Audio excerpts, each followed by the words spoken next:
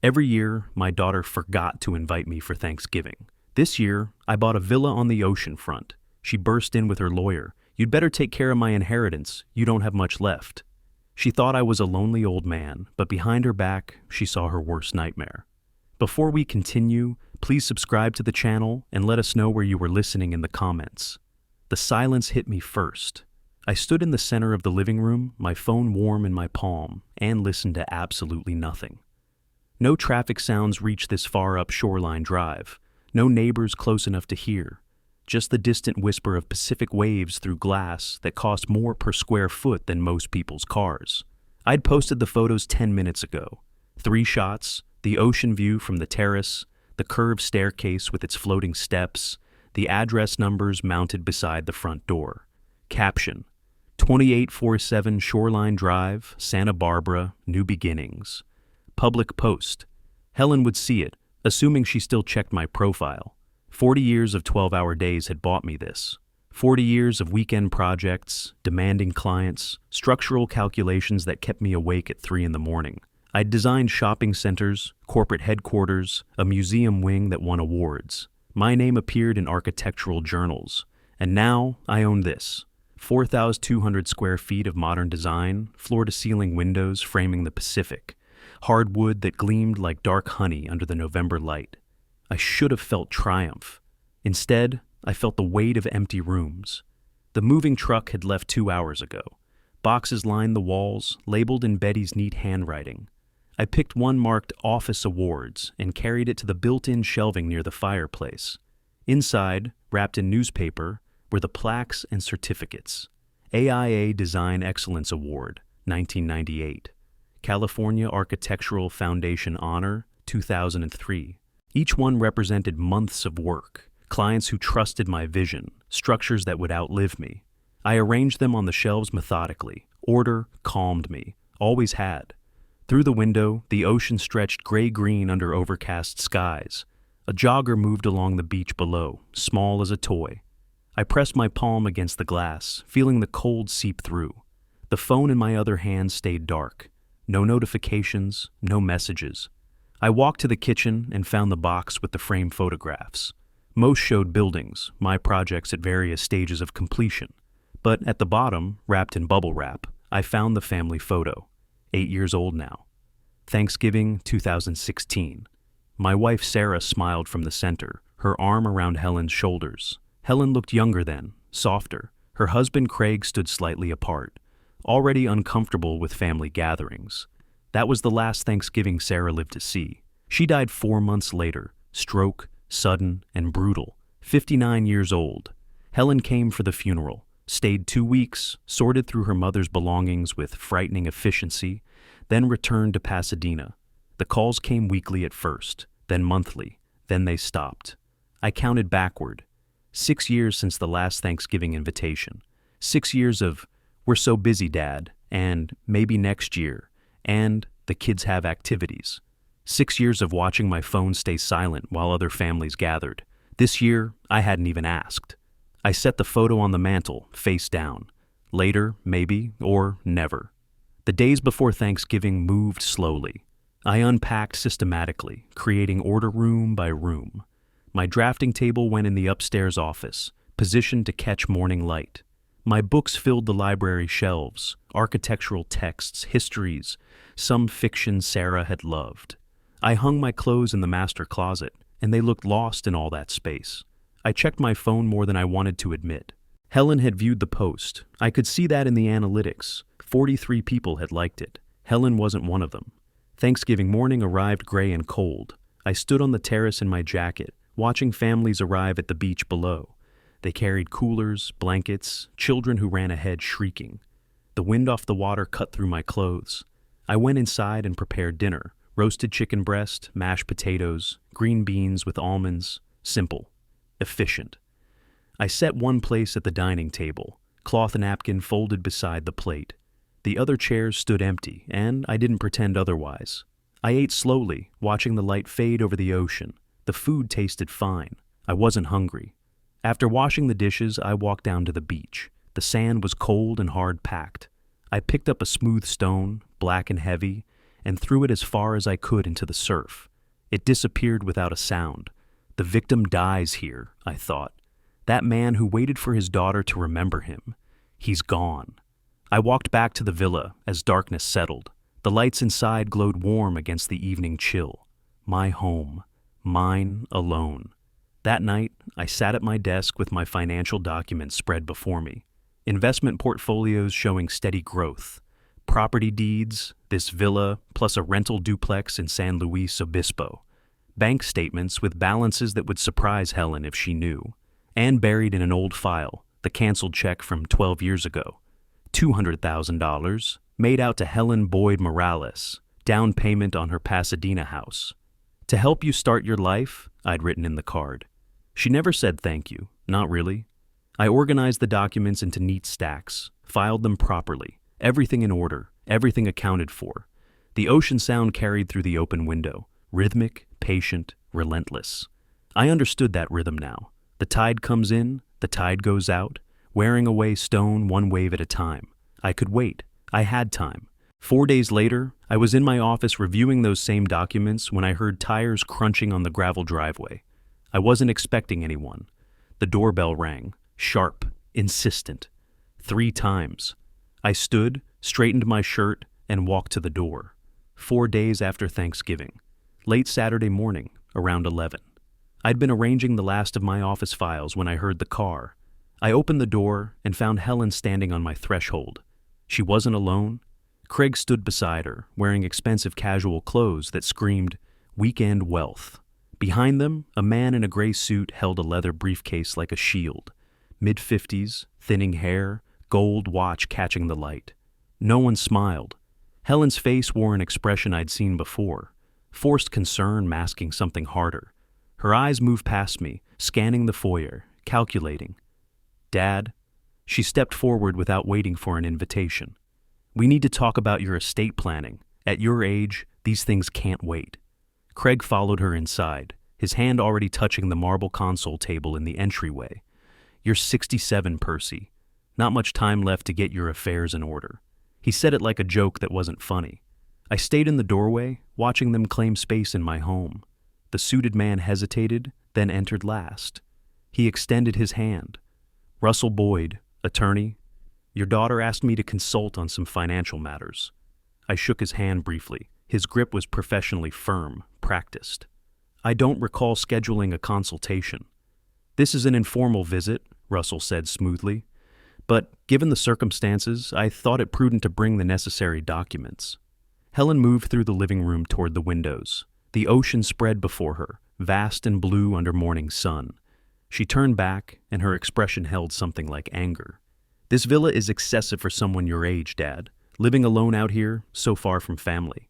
What if something happens? We're concerned about you. Craig ran his hand along the dining table edge. Nice place. Must have cost what, $3 million? That's a lot of assets to leave unprotected. You've worked hard. Wouldn't want the wrong people taking advantage. I crossed my arms, staying near the door. The wrong people. Interesting choice of words, Craig. Helen waved her hand impatiently. Don't start with the sensitivity routine. We drove 2 hours to have this conversation. She sat at the dining table uninvited. Russell, show him the documents. Russell set his briefcase on the table and clicked it open. Papers emerged, organized in folders. He spread them out with the confidence of someone who'd done this many times before. Mr. Boyd, what we're discussing today is advanced planning, power of attorney, healthcare directives, estate distribution. Helen, I interrupted, my voice level.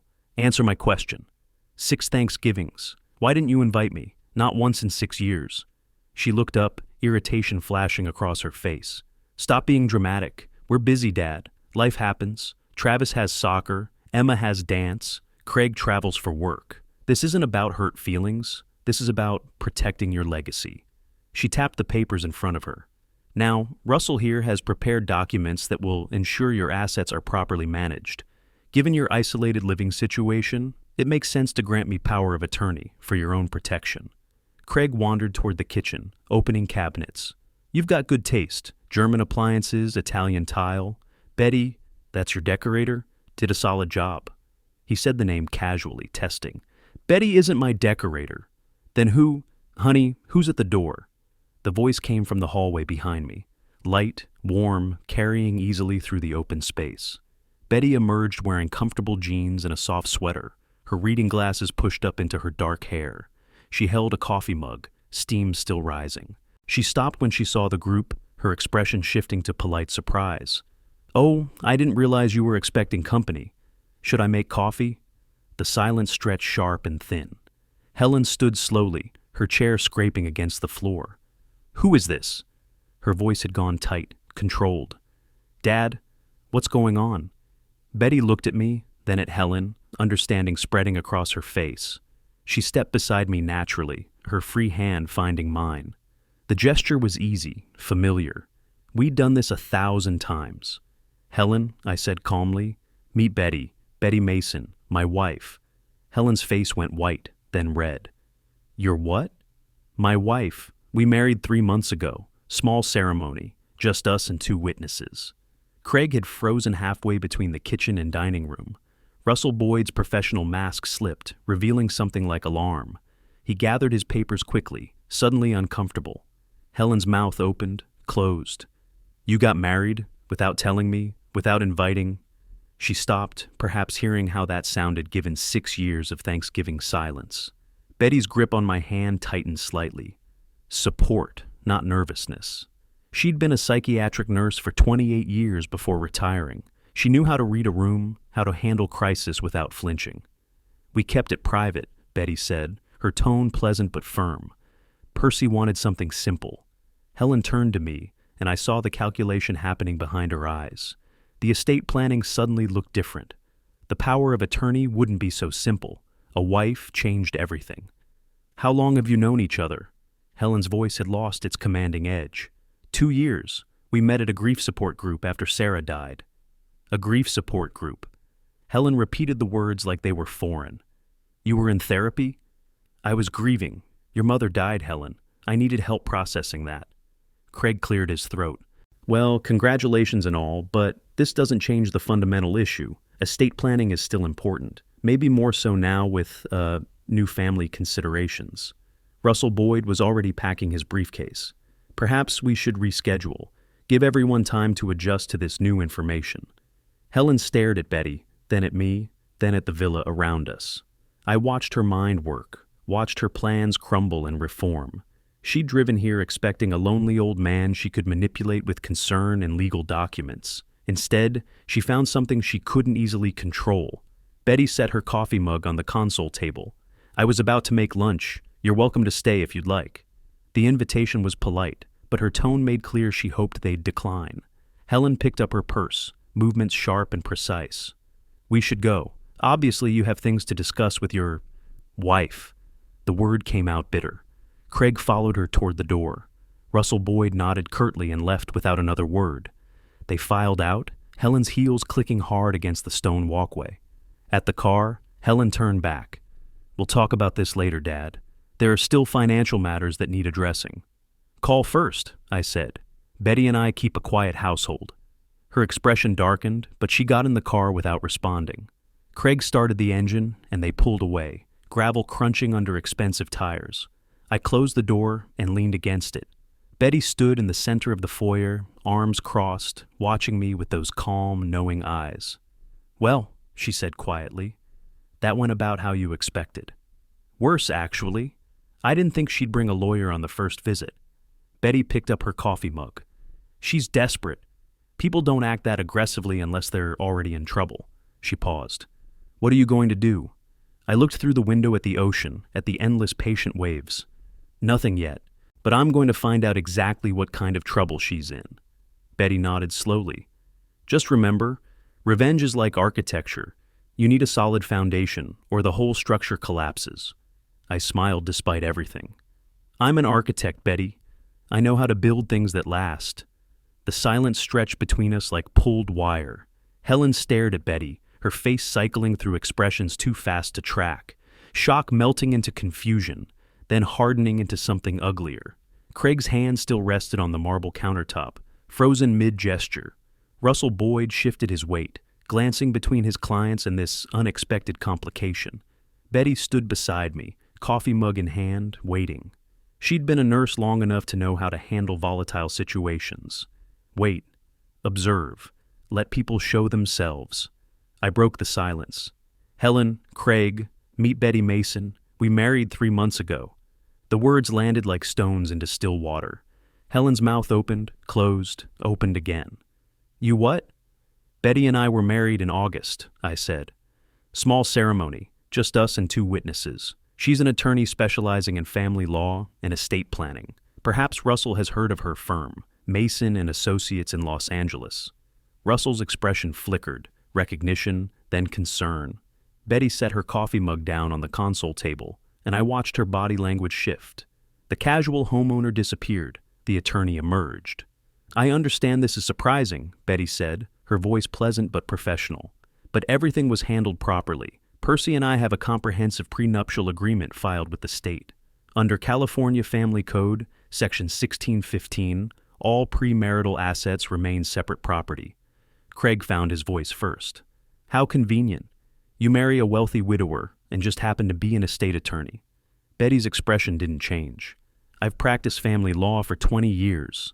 I have my own firm, my own home in Los Angeles, and my own retirement accounts. Percy and I met at a grief support group 2 years ago. We became friends. The relationship developed naturally. Naturally? Helen's voice cut sharp. 3 months? You married someone you barely know and didn't tell your own daughter? What kind of father does that? I met her eyes. The kind who stopped getting phone calls 6 years ago. The kind whose daughter forgot he existed until she saw his bank account. Her face flushed red. How dare you? Helen. Betty's voice carried authority without volume. Let me be clear about the legal situation. Percy's premarital assets, including this villa, his investment portfolios, and all property acquired before our marriage, remain his separate property under our prenuptial agreement. Any future inheritance would be governed by his will, which he's free to structure as he chooses. Russell Boyd cleared his throat, attempting to reclaim professional ground. Mrs. Mason, with all respect, there are legitimate concerns about undue influence when someone marries a recently widowed individual of advanced age. Percy's wife passed 8 years ago, Betty interrupted smoothly. He's been legally single for longer than many marriages last. His cognitive function is excellent. I can provide recent medical documentation if needed. And I'm 52, Russell, not 25. Check your assumptions before you imply I'm a gold digger.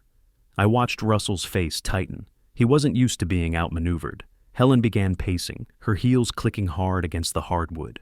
She picked up one of my architectural awards from the shelf, a bronze plaque from 2003.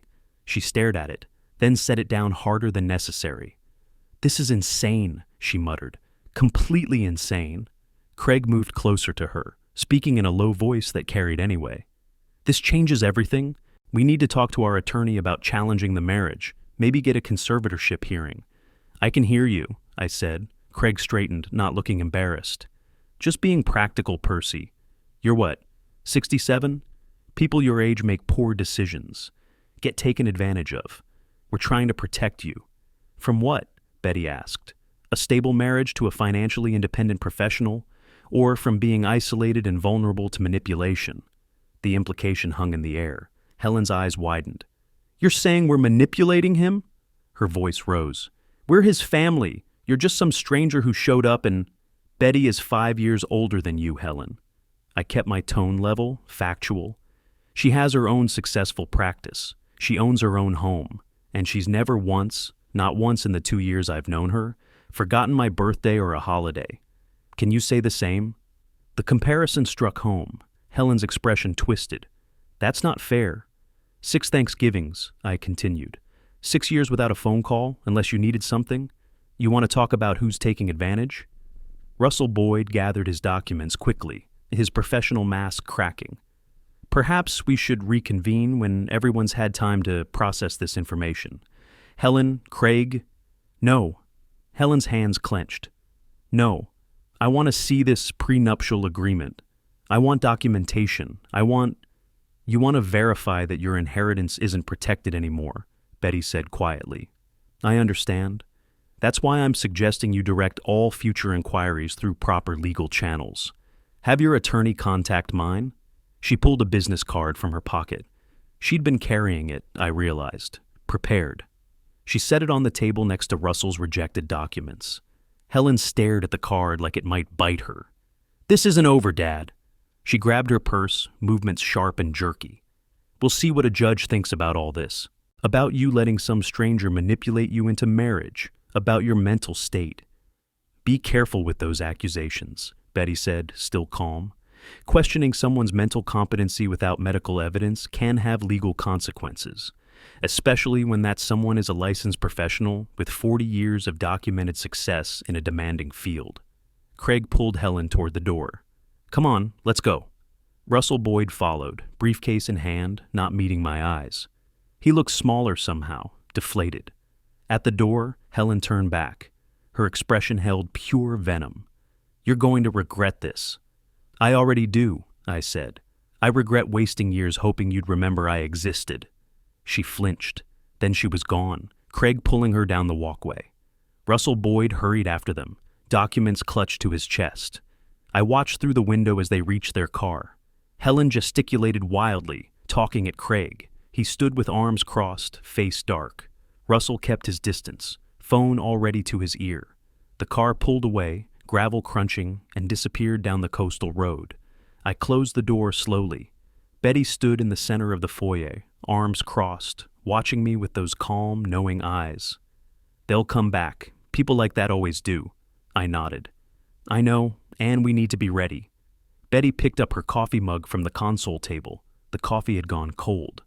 "Let me tell you what I've learned in 20 years of practice. People who act that desperate usually have a reason." I met her eyes. "Financial problems?" "Almost always." She carried the mug toward the kitchen. "We should find out exactly how bad it is." That afternoon, we cleared the dining table of Russell's rejected documents and set up a different kind of workspace. Betty opened her laptop. I retrieved a folder from my home office, financial records from 12 years ago, when I'd helped Helen buy her Pasadena house. The ocean view behind us showed softer light now, afternoon sun breaking through winter clouds. Several hours had passed since Helen's departure, and my anger had settled into something colder, more focused. Betty looked up from her screen. "In my experience, that level of desperation means financial trouble. Real trouble. We should find out exactly what we're dealing with." I spread the old documents across the table. Bank statements, canceled checks, notes in my own handwriting, detailing conversations I barely remembered. 12 years ago, I gave Helen $200,000 for her house down payment. I told her it was to help build a stable home for her family. That was the understanding, a place to raise the children, build security. Betty examined the canceled check, the gift letter signed by my notary. "Was it a loan or a gift? Did you document conditions?" "It was a gift." I ran my finger along the check's edge. "But not an unconditional one. I meant it for their stability, not as an asset to leverage. Does that matter legally?" She was quiet for a moment, thinking. "Potentially. California recognizes conditional gifts in certain circumstances. If we can prove the conditions were violated, that they used the house contrary to your stated purpose, we might have grounds to challenge it. It's not simple, but I've seen it work." "What would we need?" "Documentation, evidence of intent, proof that the conditions were communicated and understood." She gestured at the papers before us. "This is a start, but we need to know their current financial situation, how they've used the asset you gave them." "Can we find that out?" Betty nodded. "Public records, business filings, court documents, property records, all legally accessible. I know someone, Mitchell Grant, a forensic accountant. He specializes in this kind of analysis. He doesn't dig into private information, just compiles what's already public. It's completely legitimate." I looked out at the ocean, watching waves roll in steady rhythm. "How much would that cost?" "Around $5,000 for a comprehensive search, maybe more depending on what he finds." "Do it." She made the call that evening. Mitchell agreed to take the case, promising preliminary findings within a week. The next morning, I called Margaret, my notary of 15 years. Her voice brightened when she recognized mine. "Percy, how's the new house?" "It's good, Margaret. Listen, I need your help. Do you still have documentation from Helen's house purchase in 2013? The gift letter, earnest money check, any notes you witnessed?" Her tone shifted. "Of course. I keep everything archived. But, Percy, what's going on? Are you in some kind of trouble? No. I chose my words carefully. I'm just making sure I understand exactly where my money went, and why. She was quiet for a moment. I'll pull the files today. Can I ask, is Helen okay? Helen's fine, but I need those documents. I'll have them by this afternoon. She did. Margaret brought copies herself, wouldn't trust them to mail. She sat at my table drinking tea, studying my face with concern I didn't know how to address. Finally, she left, pressing my hand at the door. Whatever's happening, be careful, she said. Over the next 3 weeks, our dining table became a war room. Mitchell's reports arrived in stages. First came the business registrations. Craig's firm, Morales Financial Consulting, established 8 years ago. Then the court filings, 3 lawsuits from clients claiming investment fraud, all settled out of court. Then the disturbing part, public complaints filed with California's Department of Financial Protection. 6 of them, all from the past 2 years. Betty read aloud from her screen. Complaint filed November 2023. Client alleges unauthorized trading activity. Complaint filed February 2024. Client alleges misrepresentation of investment risks. Complaint filed... How much debt? I interrupted. She scrolled down. Documented in public court filings, $340,000. Business debts, not personal. I let out a breath. Betty kept reading. And they took a second mortgage on the Pasadena house 6 months ago. Another $120,000 borrowed against it. I stood, walked to the window. Winter storms had arrived on the coast, waves crashing gray and violent against the shore. So, they've already spent my gift twice, once when they bought the house and again when they mortgaged it. And now they want more. Betty closed her laptop. The question is, what do you want to do about it? I watched the ocean churn. Sarah used to say, I thought best when I could see water, something about the rhythm matching how my mind worked through problems. She'd been right. I want my money back, I said finally, and I want them to understand that I'm not a resource to exploit anymore. Getting money back won't be easy. The gift was documented as unconditional in legal terms, even if your intent was specific. But you said conditional gifts are possible to challenge, not guaranteed to win. She came to stand beside me. We'd need to prove they violated the stated purpose, that they used the house as an investment vehicle rather than the stable family home you intended. The second mortgage helps our case. It shows they leveraged the asset for financial gain rather than preserving it as shelter. What's our chance of success? Honestly, maybe 40%. California courts don't like to reverse completed gifts. But the circumstances are unusual. Your intent was clearly stated and witnessed. Their financial exploitation is documented. And there's precedent. Ibarra versus Ibarra, 1999. Father sued adult son to recover business loan disguised as gift. Court ruled intent mattered more than paperwork. I turned to face her. What do we do first? We finish gathering evidence. Mitchell's final report comes next week. Then we send a formal demand letter, not through me, since I'm your spouse now. We'll need independent counsel for that. I know someone. Catherine Wu, excellent estate attorney. She'll draft something that makes our position clear without triggering immediate litigation. And then, Betty's expression was unreadable. Then we wait, see how they respond. People facing financial collapse make interesting choices. The weeks passed slowly. December rain battered the coast. We established routines, mornings reviewing Mitchell's findings, afternoons researching case law, evenings cooking dinner together in the villa's modern kitchen. Betty's presence made the empty house feel lived in, purposeful. Christmas came and went, no call from Helen. I hadn't expected one. Mitchell's final report arrived the first week of January, delivered by encrypted email. 40 pages. Comprehensive. Devastating. We read it together at the dining table, gray morning light filtering through the windows. Betty's voice was steady as she worked through the key findings.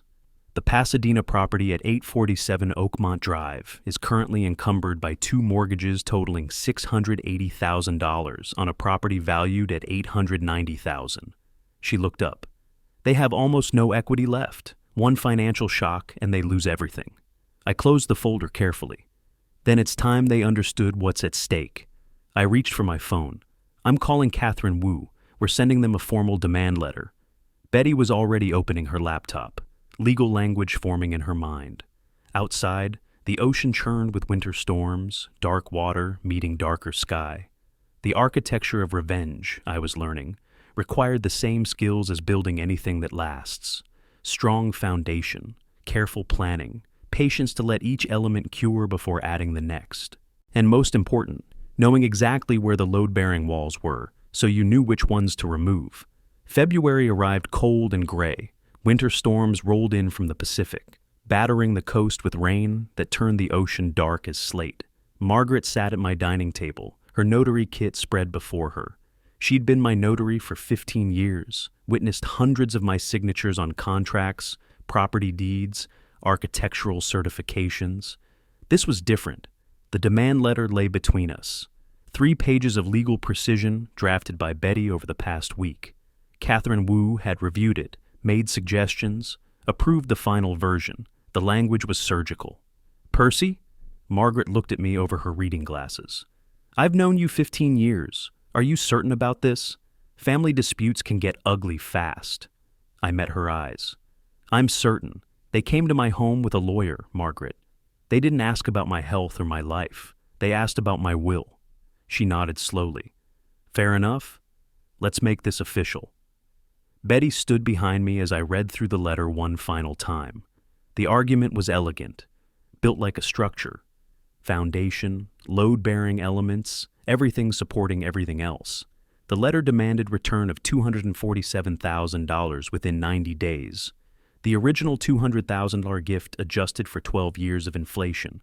It cited conditional gift doctrine, constructive fraud, breach of implied fiduciary duty. Betty had found precedents. Ibarra v. Ibarra, Estate of Wellington. 2 other California cases where courts had permitted recovery of gifts when recipients violated stated purposes. The violation was clear. I'd given Helen that money to build a stable family home.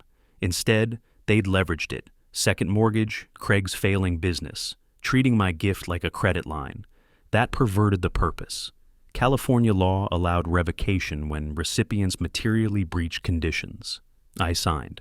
February 12, 2025. My hand was steady, the same hand that had signed 40 years of architectural blueprints.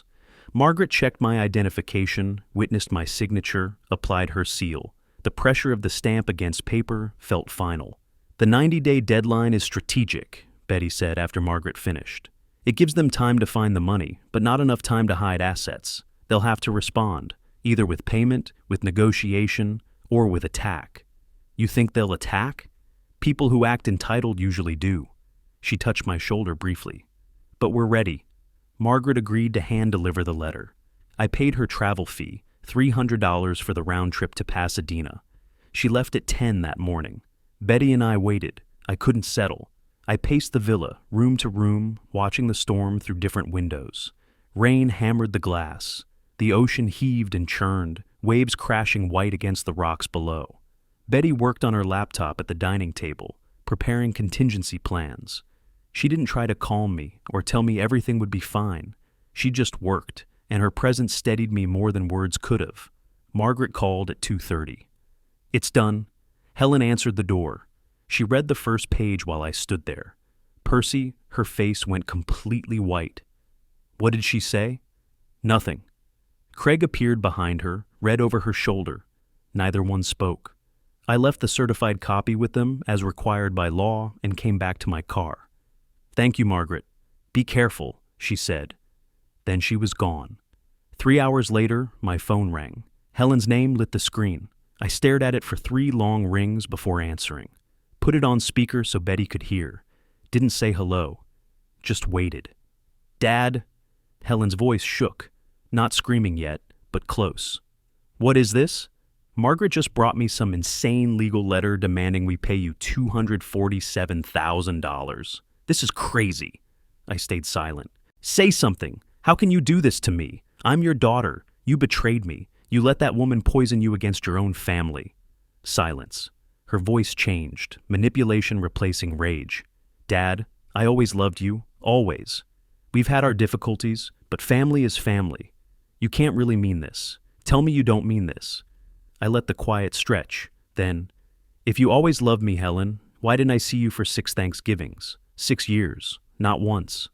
The silence on her end was different now. Stunned. That's not... You can't... 6 years, Helen. Count them. Her voice exploded. You're trying to destroy me. Over what? Some hurt feelings? You're a selfish old... The line went dead. She'd hung up, or thrown the phone, or Craig had grabbed it from her. I'd never know which. I set the phone down carefully on the table. Betty watched me from across the room. How do you feel? I don't know yet. I walked to the window. The storm had intensified, rain coming sideways now, waves massive and violent. Nature's rage matched what I'd just heard in Helen's voice. Betty joined me at the window. Didn't touch me, just stood close. The silence between us was understanding, not emptiness. There's no going back now, I said. No, she agreed. There isn't. We stood there as the afternoon faded into evening, watching the Pacific tear itself apart against the shore. The first move was made. The architecture of revenge had its foundation. Now we'd see what stood and what collapsed. Evening fell. Betty made dinner, pasta, salad, something simple. We ate without much conversation. The storm continued its assault on the coast. At 8 o'clock, Betty's phone buzzed. She checked it, and her expression changed. Percy. Her voice was tight. We just got served. Helen filed a petition with the court. I turned from the window where I'd been standing. What kind of petition? Betty's jaw tightened as she read. She's requesting a competency evaluation. She's claiming you're not mentally capable of making financial decisions, that I've manipulated you. My stomach dropped. Can she do that? She just did. Betty kept reading, her face darkening with each line. Emergency psychiatric evaluation. Possible temporary guardianship. She's claiming elder abuse. The room felt suddenly smaller. This was worse than I'd expected. Much worse. If a court declares me incompetent... I couldn't finish the sentence. They won't, Betty said. But I heard the concern beneath her certainty. How do we fight this? She looked up from her phone. We prove beyond any doubt that you're completely competent. Medical evaluations, cognitive testing, professional testimony. We document everything. How long do we have? The preliminary hearing is set for mid-March, 4 weeks. She stood, already moving into attorney mode. Pack a bag. We're driving to Los Angeles tonight. We have work to do. Betty's home office in Los Angeles was smaller than I expected. Books lined 2 walls, family law, estate planning, California legal code. Her desk faced a window overlooking a neighborhood street, quiet and tree-lined. We'd driven down the previous evening, 90 minutes through rain and darkness. I'd barely slept. Now, morning light filtered through the window as Betty spread Helen's petition across her desk. I read it, standing, unable to sit. The language was vicious. Helen claimed I exhibited impaired judgment consistent with cognitive decline. My isolation in Santa Barbara, sudden marriage to a woman I barely knew, and vindictive behavior toward my daughter all indicated I was victim of elder abuse. Betty had manipulated a vulnerable man for financial gain. They'd hired a psychiatrist to submit an affidavit, Dr. Raymond Foster. He'd never met me, never examined me, but based on reviewing court documents, he concluded my actions showed possible diminished capacity requiring professional evaluation. I felt genuine fear for the first time since this began. Can they actually do this? My voice sounded hollow. Can a court declare me incompetent based on, what? Getting married? Asking for my money back? Betty looked up from the papers. They can try, but we're going to prove beyond any doubt that you're completely competent. We start with medical evaluations. 3 independent doctors, full cognitive testing. She made calls. Dr. Patterson, geriatric psychiatrist. Dr. Chen, neurologist. Dr. Williams, my general practitioner for the past 5 years. Each agreed to comprehensive evaluations. The testing began 2 days later. Dr. Patterson's office was clinical and calm. She was 50s, gray hair, kind eyes behind wire-rimmed glasses. Mr. Boyd, I'm going to give you 3 words to remember. Apple, table, penny. I'll ask you to recall them in a few minutes. Now, can you count backward from 100 by 7s? 100, 93, 86, 79, 72, 65. I continued flawlessly. The numbers came easily, my mind sharp and clear.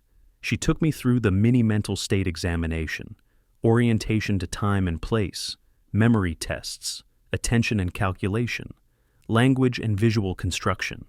I scored 30 out of 30, perfect. The Montreal Cognitive Assessment came next, more complex. Visuospatial tasks, executive function, memory, attention, 28 out of 30. Excellent for my age. Dr. Chen's neurological exam found nothing. No signs of dementia, no cognitive impairment, no neurological deficits. His report was definitive. Mr. Boyd demonstrates cognitive function consistent with healthy aging, with no evidence of pathology. Dr. Williams contributed 5 years of medical records. Annual checkups, routine tests, notes documenting my mental acuity at each visit. The pattern was clear. I'd been consistently sharp. While I underwent testing, Betty built the broader case. She documented my volunteer work with the Southern California Architectural Association. Twice monthly, I taught workshops for young architects. She pulled attendance records, evaluations, student comments. My consulting contracts, 3 ongoing projects, technical reviews, structural analyses. Firms paid me specifically for my expertise. They wouldn't hire someone whose mind was failing. She found my financial planning spreadsheets, 2 years of detailed records I'd maintained myself. Complex calculations, investment tracking, tax projections, the work of someone with complete cognitive control. She reached out to colleagues. 5 agreed to provide written statements. David Martinez, a 32-year-old architect I'd mentored, offered to testify in person. His written statement was devastating to Helen's case. Percy Boyd mentored me throughout 2024. His technical knowledge is exceptional.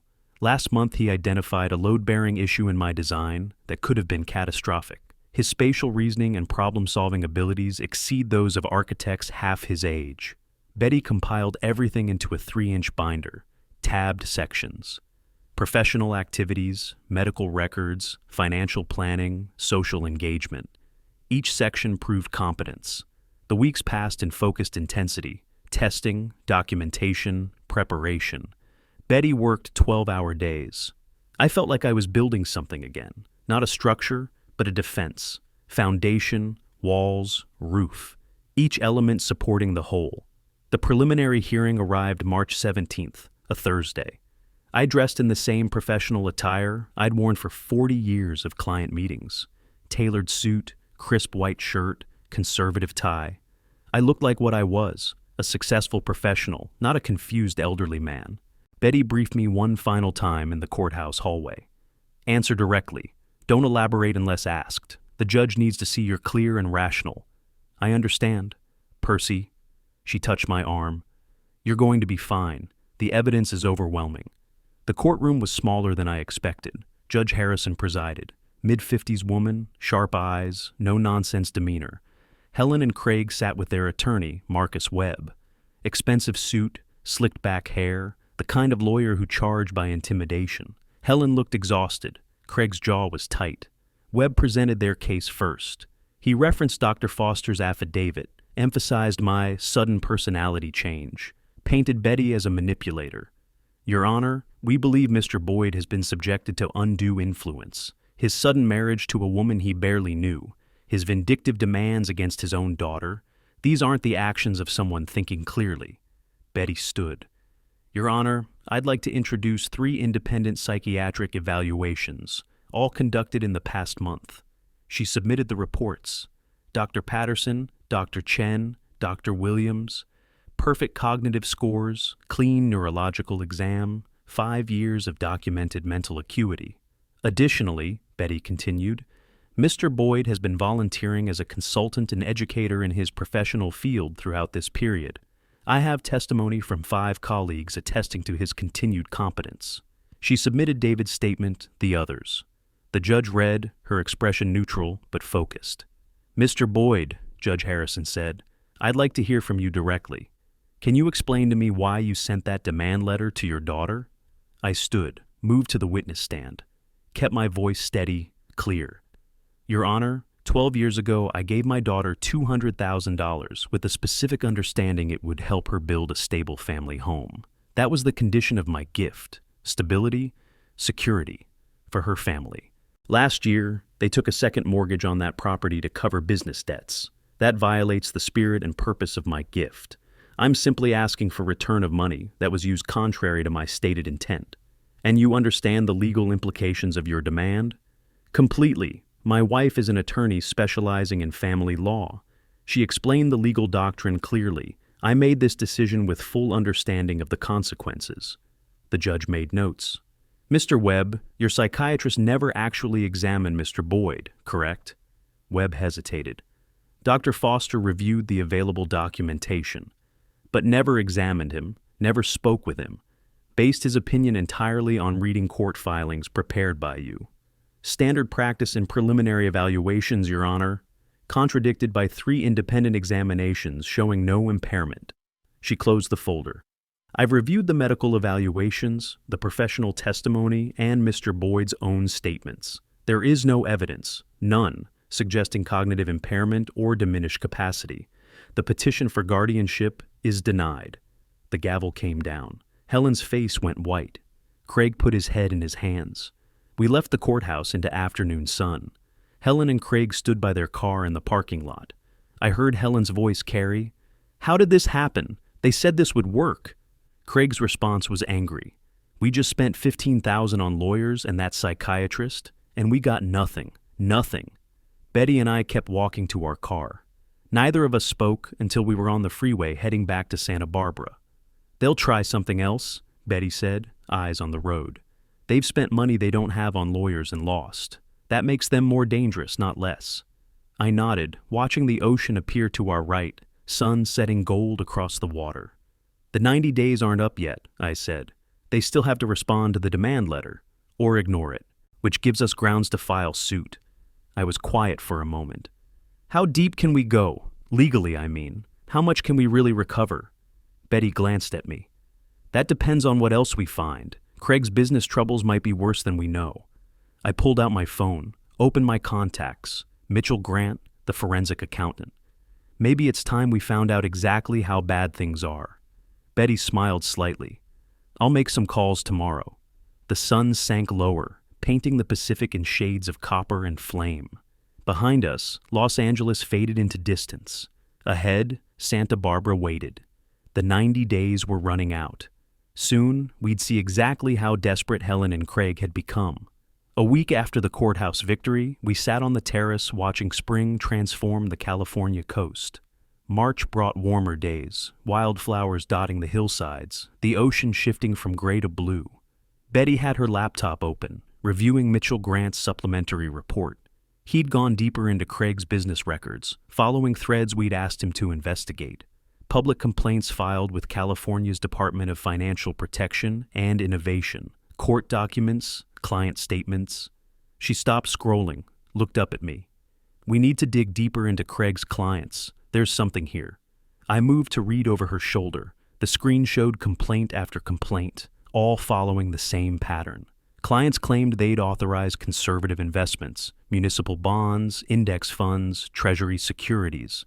Craig had placed their money elsewhere: cryptocurrency, penny stocks, high-risk ventures that crashed. "That's not just bad judgment," Betty said. "That's breach of fiduciary duty. He had legal obligation to follow their investment directives. Can anything be done about it?" She was quiet, thinking. "These complaints are public record. The state licensing board should have seen them. If they haven't, someone should bring them to the right attention." "Someone meaning you?" "Meaning someone with legitimate reason to review public records." She met my eyes. "I have a contact at the DFPI, Sarah Chen, Enforcement Division. I can't file a formal complaint. That would look like retaliation. But I can mention that public records exist that might warrant review. Is that ethical?" "It's a phone call about public information. I'll document everything. But, Percy, if Craig's violated his fiduciary duties, he shouldn't have a license. That's not about us. That's about protecting his future clients." I nodded slowly. "Make the call." She did that afternoon. I listened as she spoke with Sarah Chen, her tone professional and factual. She mentioned the public complaints, provided case numbers, suggested someone might want to review the pattern. She didn't accuse, didn't demand action, just pointed out what already existed in public records. She hung up and logged the call in her case notes, time-stamping everything. "Now we wait," she said. Mid-May arrived like a deadline on a construction schedule. 90 days since I'd sent the demand letter. 90 days for Helen and Craig to respond, to negotiate, to acknowledge they owed me anything. Silence. Complete silence. I met with Margaret at her office. She'd prepared the civil complaint based on Betty's legal framework. 25 pages detailing the conditional gift, the violation of terms, the legal basis for recovery. I read through it page by page. "Once we file this," Margaret said carefully, "it's public record. Everyone will know you're suing your daughter. Are you prepared for that?" I thought about Helen showing up at my door in November with a lawyer instead of a greeting. Thought about 6 years of forgotten holidays. Thought about them leveraging my gift for gambling money. "I've been preparing for this since November," I said. "File it." I signed. Margaret notarized. The complaint went to the courthouse that afternoon. Service of process came 3 days later. Helen and Craig received the lawsuit documents at their Pasadena home. They were defendants now, public defendants in a public case. In early April, the DFPI opened an investigation into Morales Financial Consulting. Betty saw it in the public filing system. She monitored such things the way I once monitored building permits. The investigation was independent of us, triggered by the pattern of complaints Sarah Chen had reviewed. Craig's regulatory troubles were his own making, but the timing was interesting. 2 weeks after service, Betty showed me another filing. "They've hired Marcus Webb, civil litigation specialist." "How much does that cost?" "His retainer starts at $30,000, hourly rate around $450. I calculated quickly. Even basic defense would run them $50,000 minimum. "Where are they getting that money?" "Credit cards, loans from family, doesn't matter." Betty closed her laptop. "Every legal bill puts them deeper in the hole, makes it harder for them to pay you back even if they wanted to." "Good." She looked at me, and I saw the question in her eyes. Was I becoming someone she didn't recognize? "They had 90 days, I said. "They ignored it completely. They thought I'd just go away like I always did. I'm done going away." Betty nodded. "I know." Over the following weeks, I tracked everything on a calendar in my home office. DFPI investigation milestones. Betty explained typical regulatory timelines. Court dates for procedural motions in the civil case. The approaching summer months. I'd planned major architectural projects this way. Critical path analysis, identifying dependencies, anticipating delays. Building structures required seeing 10 steps ahead, understanding how each element supported the next. Dismantling one required the same skill. Early June brought the news I'd been expecting. An email from Sarah Chen, properly shared through discovery rules that Betty explained. Craig's license had been suspended for 6 months, pending investigation completion. 6 months. No license meant no legal authority to manage client funds. No work, no income. The same day, a letter arrived from Marcus Webb requesting settlement conference. Helen and Craig wanted to negotiate. Betty read both documents, then looked at me. "They're cornered now. No income, legal bills mounting, lawsuit pending.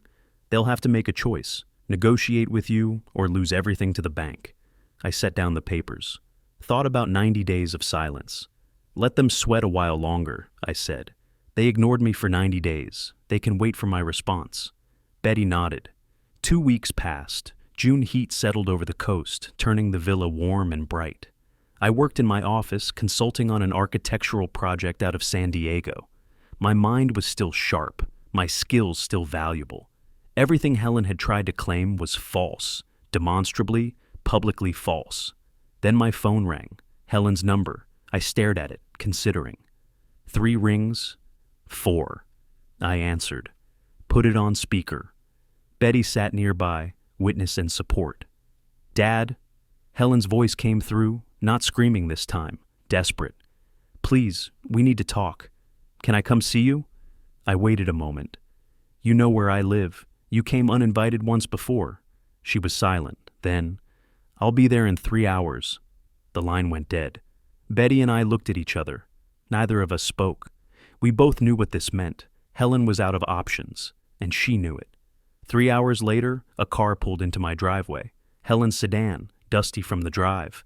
She got out alone. No Craig, no lawyer, no entourage. I watched from the window as she stood beside her car for a long moment, staring at the villa. Then she walked to the door.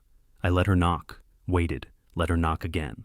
When I opened the door, I barely recognized her, hair hastily pulled back, clothes wrinkled, like she'd slept in them or hadn't slept at all, face showing stress, sleepless nights, the weight of collapsing security. "Dad," she tried to smile. It failed. "Thank you for seeing me." I stepped back, letting her enter. Didn't offer a seat. She stood in the living room like she'd stood in November, but everything about her posture was different, diminished, uncertain. Betty sat on the couch, legal pad in hand, ready to take notes. Helen's eyes darted to her, resentful, but she said nothing. "Talk then," I said. "You drove 90 miles. Say what you came to say." Helen took a breath. "Craig's license is suspended. The state board is investigating him. He can't work. We have no income." The words tumbled out, picking up speed. "The legal fees for your lawsuit, the mortgage payments, we can't keep up. The bank sent us a foreclosure notice. We're going to lose the house. The house I helped you buy." "Yes," she stepped forward. "That's why I'm here. Dad, you can stop this. Drop the lawsuit. We'll work something out. We'll pay you back over time. We'll include you in family events. You'll be part of our lives again. Just please stop the legal action." I crossed my arms. "Include me in family events, like Thanksgiving?" "Which Thanksgiving, Helen? This year's? Last year's? The 6 years before that, when you forgot I existed?" Her face crumpled. Tears started. "I know I should have called more. I know I wasn't there, but I'm here now. Doesn't that count for something? We're family. Family forgives." "You're here because you need something," I said, voice level. "Just like in November when you showed up with a lawyer to discuss my estate. Family is something you remember when it's convenient." "That's not fair. I always loved you. I was busy. Life gets complicated. But I never stopped caring." I walked to my desk, pulled out a file, found the copy of the check from 12 years ago, held it up so she could see. $200,000, February 2013. Down payment on family home. That's what I wrote in the memo line. Helen stared at it, fresh tears running down her face. "This was supposed to ensure you'd never face foreclosure," I continued. "It was supposed to build stability. You gambled it away, took a second mortgage, leveraged it for Craig's failing business. You violated the terms. We were desperate. 90 days. I put the check back in the drawer. I gave you 90 days to respond to my demand letter, to acknowledge what you owed, to make any effort at all. You ignored it completely." Helen shifted tactics, anger replacing tears. "So this is revenge? You're going to destroy me over hurt feelings, over missing some holidays? You're going to take away my house, ruin my life, because I didn't call enough?" "I'm recovering money you accepted under false pretenses," I said. "I gave you $200,000 to build a stable home. You leveraged that home for gambling money. I want my money back." "We don't have it." Her voice rose. "You know we don't have it. If you push this lawsuit, we lose everything. The house, our credit, our future. Is that what you want?" I looked at her, really looked, saw the exhaustion, the panic, the complete unraveling, felt nothing except cold clarity. "What I want is what I'm owed," I said. "You made financial decisions without thinking about consequences. That's not my problem to solve anymore." She tried one more approach, voice breaking, hands clasped. "Dad, please, I'm begging you. I'll do anything. Just tell me what you want and I'll do it. I'll be the daughter you wanted. Just stop this." I wanted a daughter who remembered I existed. The words came out quiet but final. I stopped wanting that 6 years ago. Now I just want what's mine. Helen stood there, all strategies exhausted. Betty's pen stopped moving on the legal pad. The ocean sound through the open window was the only noise. Finally, Helen wiped her face. "You're really going to do this? You're really going to destroy me?" "No," I said. "You destroyed yourself. I'm just collecting the debt." She turned without another word, walked to the door, opened it, left. I heard her car start, gravel crunch, engine fade into distance. I stood at the window watching the empty driveway. Betty joined me, not speaking. "How do you feel?" she asked finally. I considered. "I feel like I stopped waiting for something that was never coming." "Justice?" I shook my head slightly. "Clarity." Evening fell. We remained at the window as shadows lengthened across the terrace, the ocean turning dark blue, then black. "The foreclosure will take another 2 months," Betty said. "By August, the bank will own their house unless they pay the arrears. That's about $20,000 they don't have." I nodded slowly. "And my lawsuit is still pending. They still owe me $247,000. Betty was quiet for a moment. When she spoke, her voice was thoughtful. What if there was a way to resolve both problems? They lose the house to foreclosure, but you could acquire it before the bank auction. Settle your lawsuit by taking the asset instead of cash." I turned to look at her. "Buy my own gift back? Technically, you'd be buying a foreclosed property, but yes, you'd recover value. They'd lose everything, and you'd own something concrete rather than chasing money they don't have." I walked back to my desk, pulled out the file on the Pasadena house. Property deed, mortgage records, assessed value, $890,000. Outstanding debt, $680,000. The math was there. "Let me think about it," I said. But Betty could see I was already calculating, already seeing the structure of how it might work. The foreclosure auction, the bidding process, the transfer of ownership. The house I'd helped Helen buy 12 years ago, returning to me through her failure to maintain it. There was a symmetry to that, an architectural completeness, the foundation I'd built, the structure she'd weakened, the collapse I'd witnessed, and the reconstruction under new ownership. I looked at the documents spread across my desk, seeing possibilities arrange themselves like blueprints. "Tell me how it would work," I said, "every step." Betty sat down and began explaining. I listened, taking notes, seeing the path forward with the clarity that had defined my entire transformation, from victim to strategist, from passive to active, from waiting to building. The architecture of revenge required careful planning, but the final blueprint was taking shape. Early July. The courthouse felt cooler than the summer heat outside, air conditioning humming through marble corridors. Betty and I sat in the gallery as Judge Morrison reviewed the evidence. 3 months of litigation had led to this moment. Across the aisle, Helen and Craig sat with Marcus Webb, who looked exhausted. This case had been hopeless from the start, and everyone in the room knew it. The judge removed her reading glasses.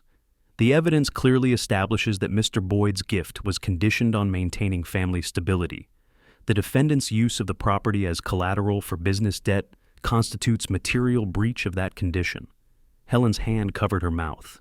"Judgment for plaintiff in the amount of $247,000, payable within 30 days. The gavel came down.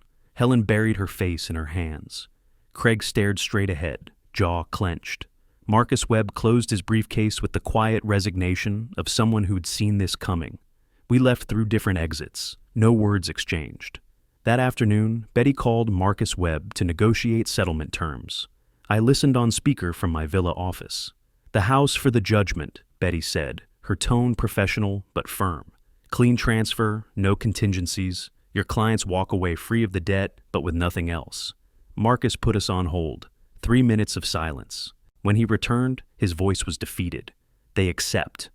Of course they did. The math was impossible. They owed me $247,000. They were 3 months behind on mortgages, roughly $14,000 in arrears, and foreclosure proceedings were already scheduled. Their only asset was the house, worth maybe $890,000, but carrying $600,000 to $80,000 in debt.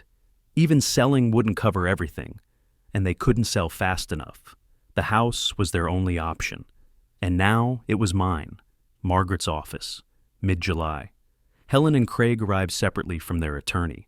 Helen looked like she hadn't slept in days. Craig wouldn't meet my eyes.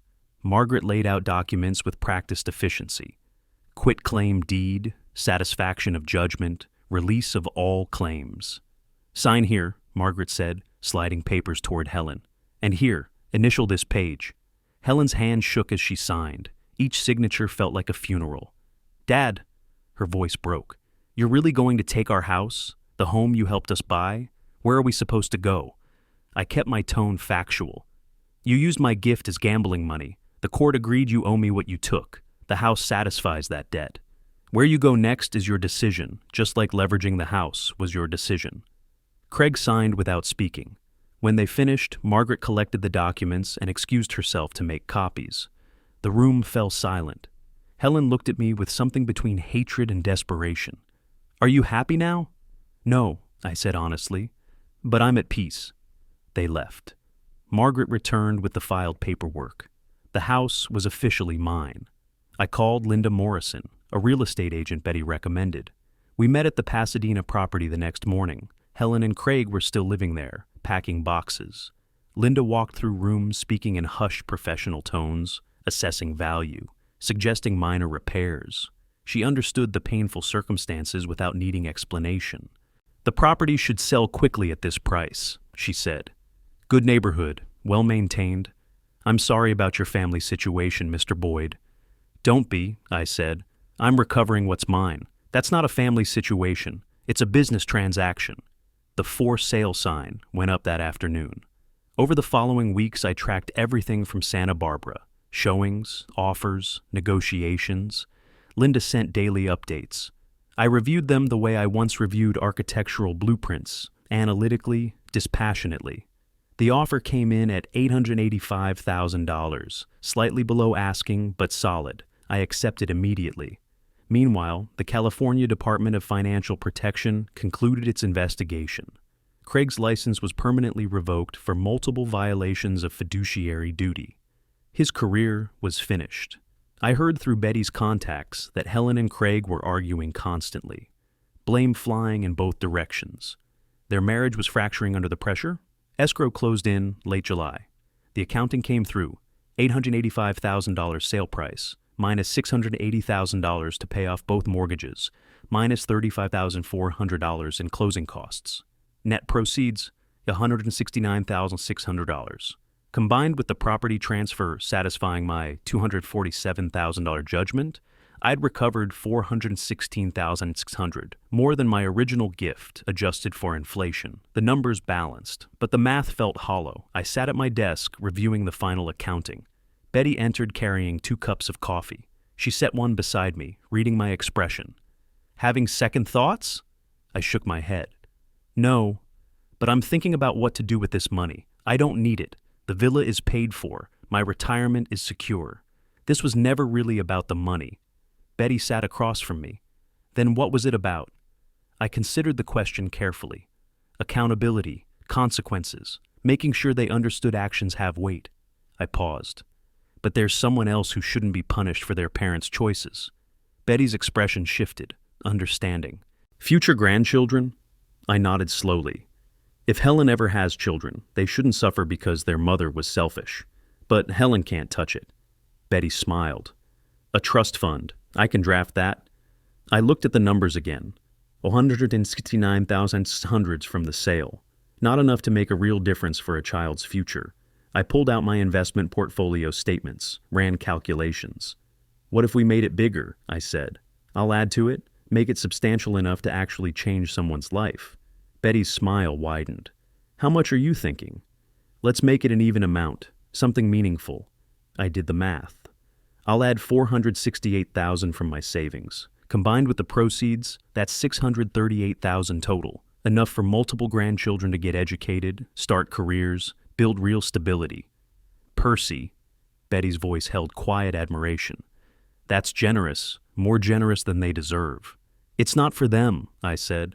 "It's for children who don't exist yet, who shouldn't pay for their parents' mistakes." Betty stood. "I'll draft the trust documents, but it has to have strict terms. Helen gets no access, no control, no authority. The money serves its purpose or nothing." "Agreed." She kissed the top of my head and left to start working. I sat alone with the accounting papers, the house sale documents, the journey laid out in numbers and legal filings. 9 months from Helen's aggressive November visit to this moment, from hopeful father to strategic warrior to something I hadn't expected. Someone capable of both justice and mercy. The ocean sound carried through the open window, steady, patient, eternal. I closed the files and put them away. The architecture of revenge was complete. Now we'd build something forward-looking instead. Mid-August. Betty's Los Angeles office conference room. Documents spread across the table between us. Trust agreements, beneficiary designations, trustee appointments. Betty had spent 2 weeks drafting everything, consulting with estate planning specialists, ensuring every clause was ironclad. Educational trust fund, she explained, walking through the provisions. $638,000. Beneficiaries are any future grandchildren, Helen's children, if she has them. But they can't access funds until age 25, and only if they've completed post-secondary education and maintained stable employment for 1 year minimum. I read the terms carefully. And Helen? Has no access, no control, no ability to borrow against it. She can be informed of its existence, but she can't touch it. Betty slid another document forward. Margaret will serve as trustee. She's known you 15 years. She's professionally ethical. She's witnessed everything. She's the perfect choice. I signed the trust documents. Betty signed as witness. We drove to Margaret's office that afternoon. Margaret read through everything twice, asking clarifying questions. When she finished, she looked at me with something like wonder. Percy, you're ensuring your grandchildren have opportunities even if their parents don't deserve your help. She paused. That's grace and wisdom combined. It's not grace, I said.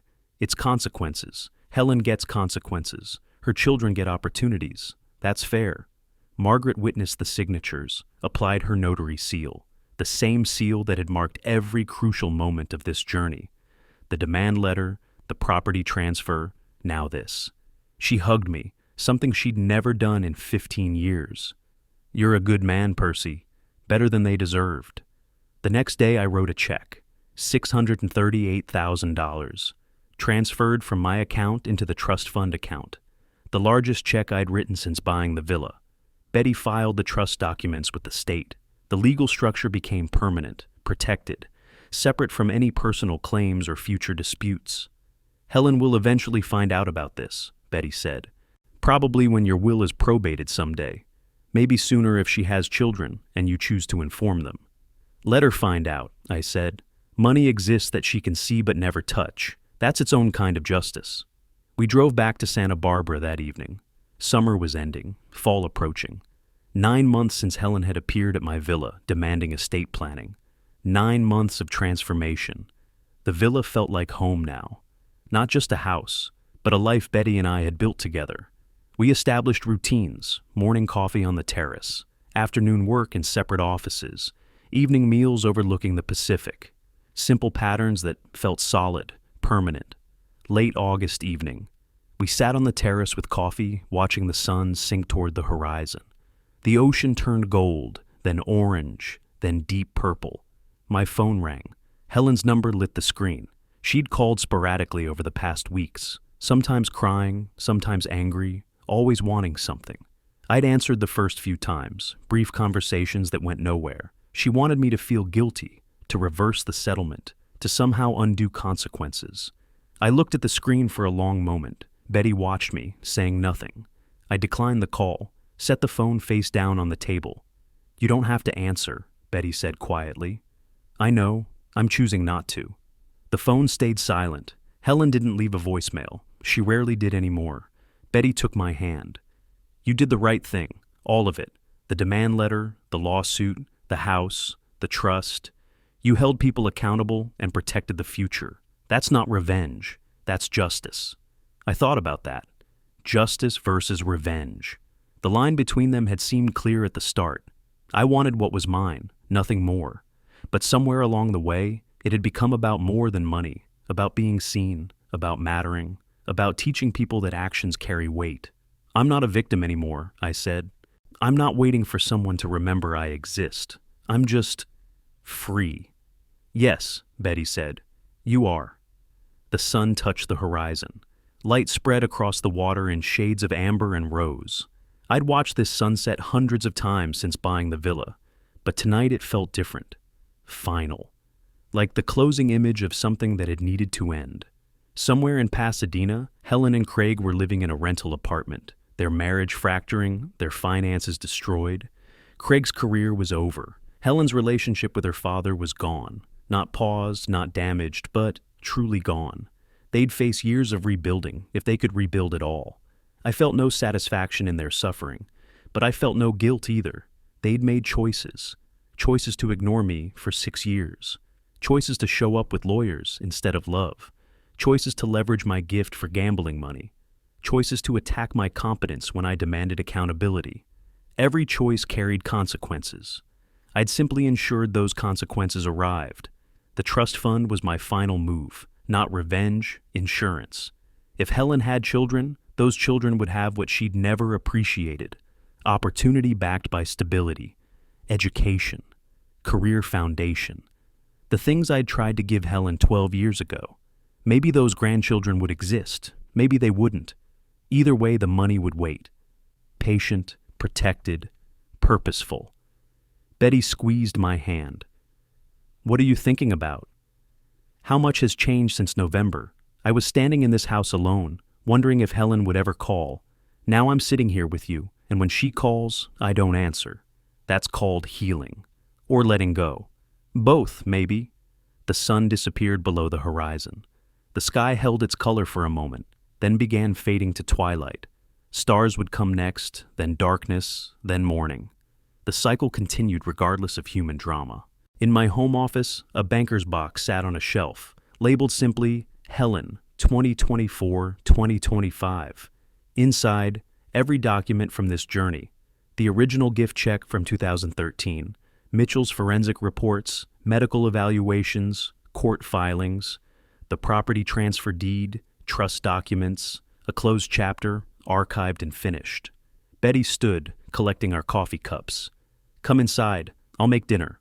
I followed her in, closing the terrace door behind us. The ocean continued its eternal rhythm beyond the glass, waves arriving, retreating, arriving again, patient and implacable. I'd learned something from that ocean, from watching it these 9 months while my life transformed. Patience and persistence could wear down anything, even stone, even betrayal, even family obligation that had felt permanent and immovable. I wasn't the man who'd stood in this empty villa last November, posting photos online and hoping for contact. That man had been lonely, passive, waiting for someone else to decide his value.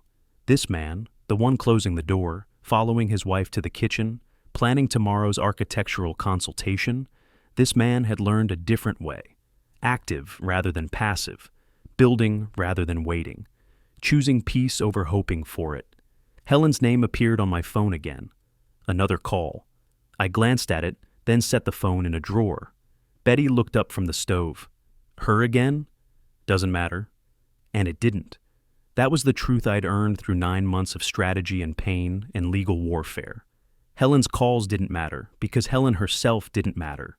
Not to my life, not to my peace, not to my future. The trust fund would outlive both of us. Decades from now, children I'd never meet might use that money to attend college, start careers, build stable lives. They'd never know the full story of how that fund came to exist. They'd just benefit from it. That was enough. More than enough.